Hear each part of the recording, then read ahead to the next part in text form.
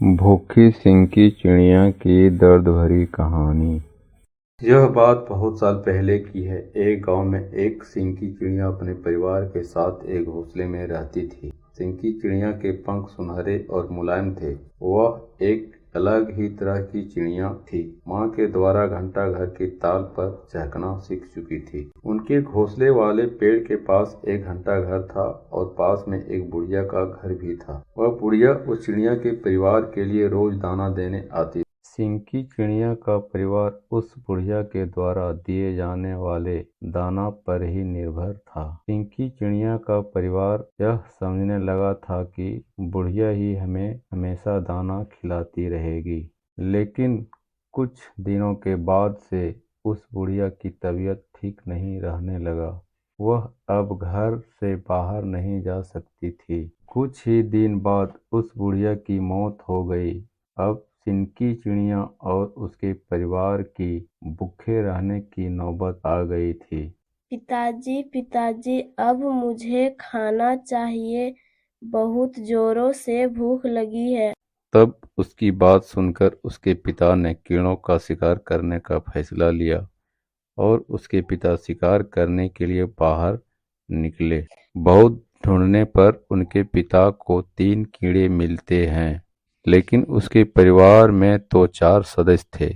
वह भोजन सभी के लिए पर्याप्त नहीं था। तब उसके पिता ने सबसे छोटे बच्चों को खिलाने की सोचा। सिंकी चिड़िया, उसकी माँ और उसके भाई भी इधर उधर घरों की खिड़कियों में भोजन के लिए चोंच मार रहे थे, लेकिन उन्हें कुछ नहीं मिल रहा था। एक बार किसी घर के मालिक ने सिंकी और उसकी माँ तथा एक भाई पर राख फेंक दी, जिससे वे तीनों भूरे रंग के हो गए। दूसरी तरफ सिंकी के पिता को बहुत ढूंढने पर एक ऐसी जगह मिल गई जहाँ पर बहुत सारे कीड़े मकोड़े थे, जहाँ से सिंकी के परिवार को कई दिनों तक भोजन प्राप्त हो सकता था। सिंकी के पिता घर पहुँचते हैं तो उन्हें वहाँ कोई नहीं मिलता है। सिंकी के पिता परेशान हो जाते हैं। कहाँ गए ये सब? कोई दिखाई नहीं दे रहा है। थोड़ी देर बाद सिंकी, उसका भाई और उसकी माँ घर पहुँचते हैं। तब उनके पिता उन्हें पहचान नहीं पाते।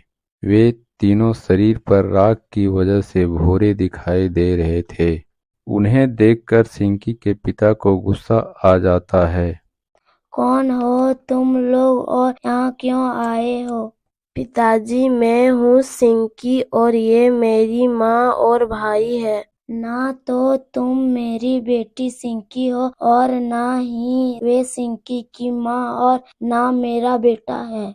सिंकी के पिता पहचानने से इनकार करते हुए वहां से भगा देते हैं। सिंकी ने अपने पिता को समझाने की बहुत कोशिश की, लेकिन वे नहीं माने। हम तीनों को तालाब में जाकर नहा लेना चाहिए ताकि हमारे शरीर पर जो राख लगी हुई है वह हट जाए और जब हम वापस जाए तो पिताजी हमें पहचान ले।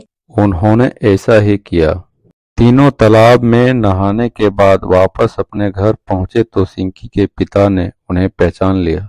सिंकी चिड़िया के पिता ने अपनी पत्नी और बच्चों से माफी मांगी और उन्हें भोजन दिया और सभी साथ में खुशी से रहने लगे।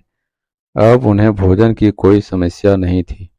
इस कहानी से हमें यह सीखने को मिलता है कि संसार में चाहे कोई भी हमारा कितना भी मदद क्यों ना करे, हमें उस पर निर्भर नहीं रहना चाहिए। अपने आप को आत्मनिर्भर बनना चाहिए। इस कहानी से हमें एक छोटी सी चिड़िया की वजह से बहुत सीखने को मिला है। बड़े और समझदार होने के बाद अपनी जिम्मेदारियों को उठा लेना चाहिए ताकि संकट के समय में हमें परेशानी ना हो।